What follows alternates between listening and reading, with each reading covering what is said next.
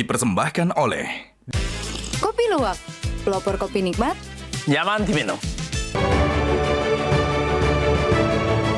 Ketemu lagi di Hot Room. Hotman pernah ketemu dengan putri seorang ibu-ibu yang sudah lupa ingatan, amnesia karena sudah terlalu tua. Sampai putrinya ini nangis. Dan akhirnya saya tanya, apa yang Anda lakukan sekarang ini? Katanya menurut para ahli, dari muda biasakan minum kopi. Itu katanya bagus untuk mencegah amnesia. Itulah yang saya lakukan, kopi luwak hitam premium. Cuma kadang-kadang saya minum kopi agar kuat berdansa sampai jam 3 pagi. Oke? Kopi luwak hitam premium, aman di lambung.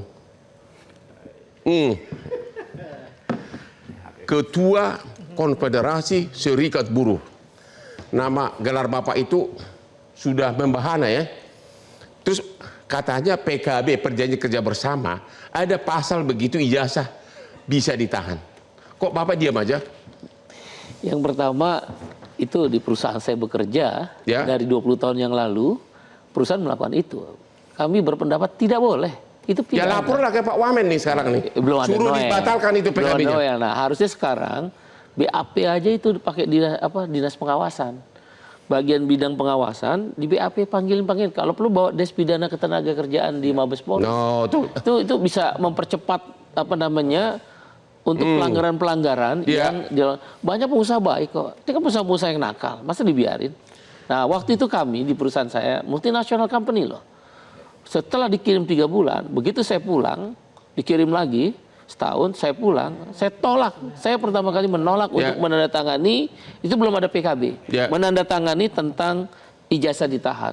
Atas hak apa perusahaan menahan ijazah sekarang saya? sudah Kalaulah tahu perusahaan, itu bakal Bapak himbau nggak ke semua kepada serikat pekerja agar semua itu dalam kesempatan ini tolak.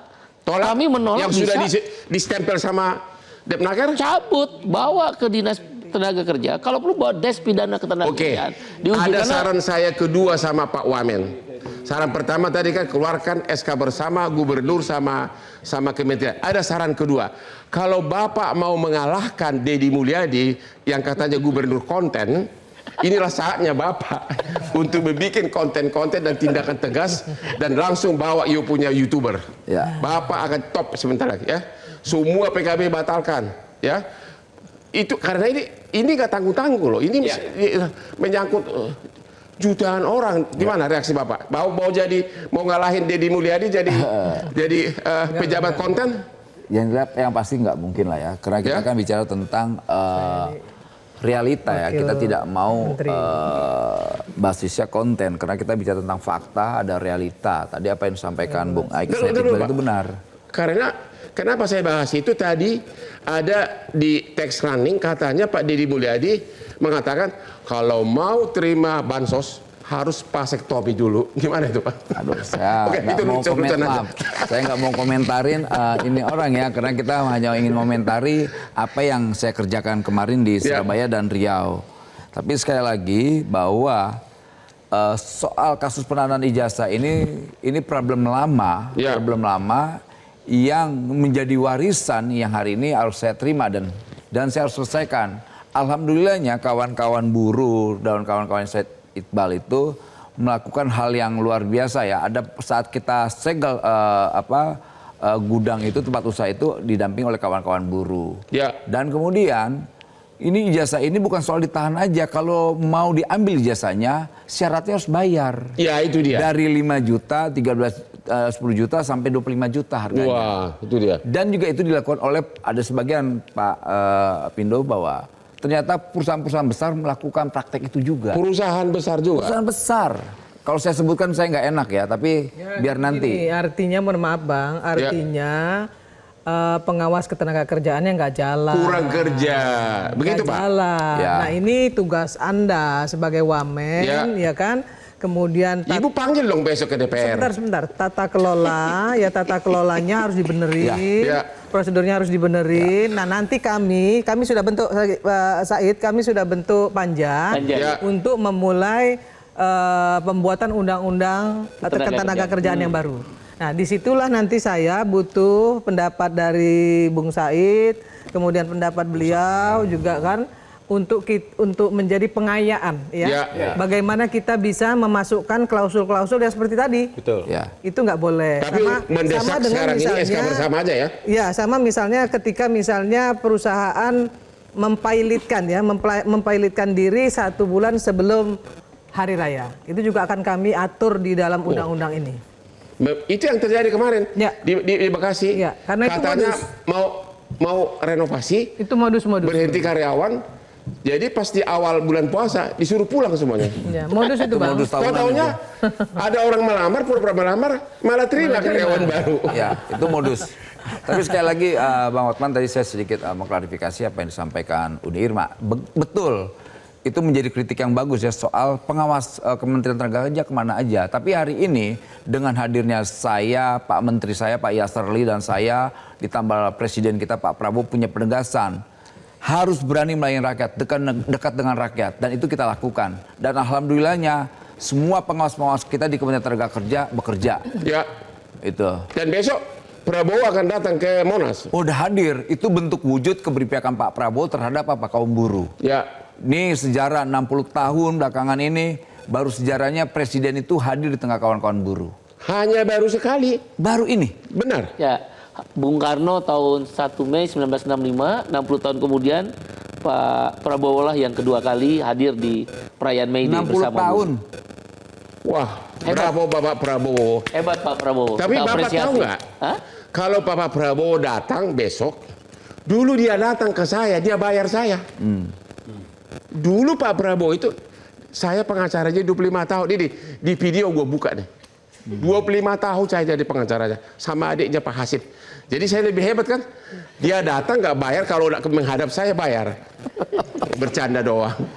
Saya pengacara beliau sudah puluhan tahun. Ya. Gimana Pak? Jadi gini, pengusaha. saya rasa dengan mencuatnya kasus-kasus seperti ini menjadi momentum bagi kita untuk meluruskan semuanya. Ya. Karena kita tidak mau ini seolah-olah menjadi wajah pengusaha Indonesia.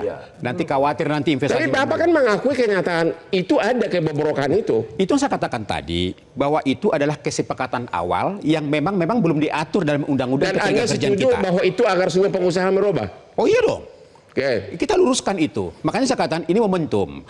Makanya ya mungkin ini masukan juga ke Pak Wamen. Saya rasa bila perlu dibuka aja posko pengaduan di seluruh Indonesia. Kalau masih ada satu karyawan yang atau berapa ribu karyawan yang masih nyangkut di perusahaan, selesaikan segera supaya ini tuntas. Kalau nggak nanti muncul sekarang, 2 bulan lagi muncul lagi nggak selesai.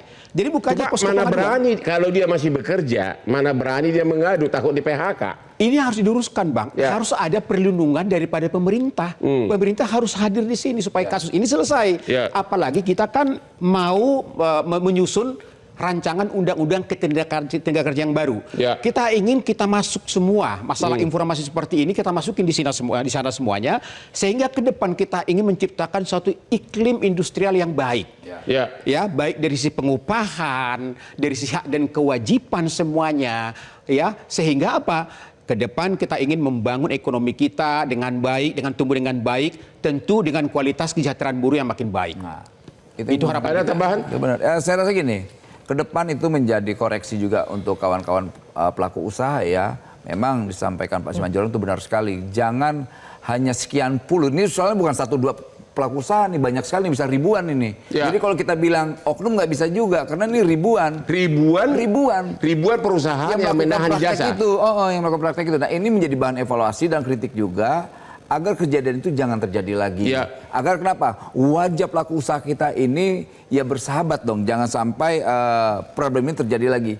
Tadi usulan tadi itu sedang akan kita lakukan, posko pengaduan penahanan ijazah. Ya. Kalau tidak kita akan melakukan tindakan terkait misalnya tadi yang Bang Hotman gagas ya, idenya soal ragu-ragu cabut izinnya. cabut izinnya. Kemudian ada proses pidana. Itu paling efektif. Itu ada proses pidananya. Sekarang gitu saya mau loh. sampaikan sama Abang, kenapa saya galak, kenapa saya selalu ngomong keras. Bukannya pribadi ibu yang galak. Ngomong pelan aja, ngomong galak aja nggak didengerin, apalagi ngomong pelan. Oh, oke. Mabu. Iya, ngomong galak nih, kan lu tahu kan kita sama-sama di jalanan, Iya. kita teriak aja dia nggak dengar, apalagi kita cuma sekedar ngomong halus. Ya Kalau makanya. ngomong sama orang-orang bebal begitu, memang harus seperti itu, Bang.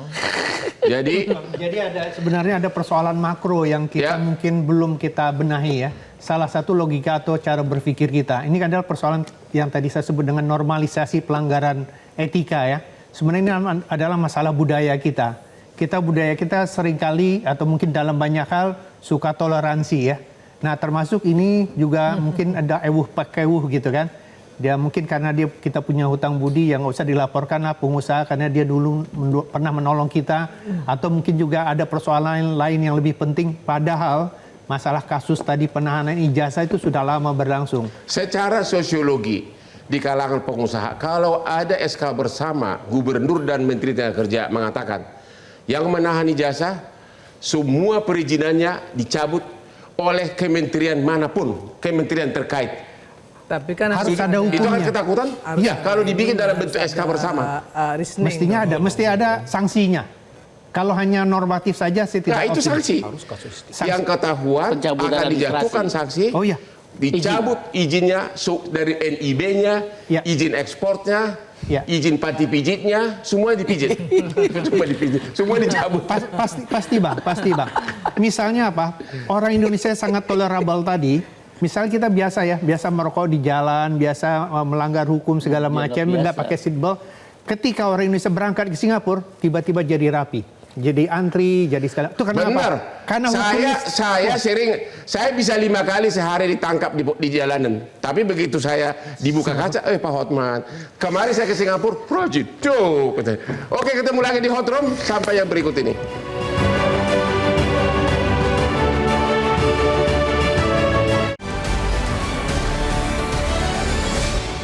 Jelajahi cara baru mendapatkan informasi. Download Metro TV Extend sekarang.